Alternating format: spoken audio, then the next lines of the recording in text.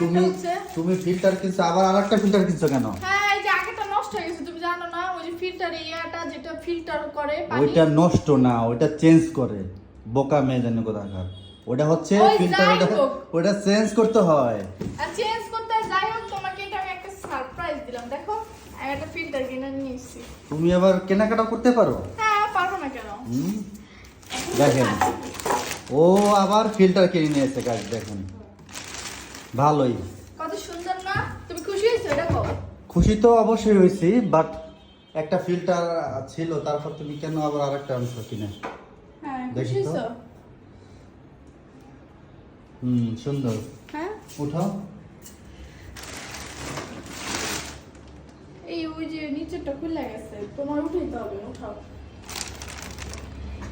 এই যে নিচে একটা পাট আছে। গাইস আপনারা যারা ফিল্টার নিতে চান এরকম পিওরির ফিল্টারগুলো নিতে পারেন।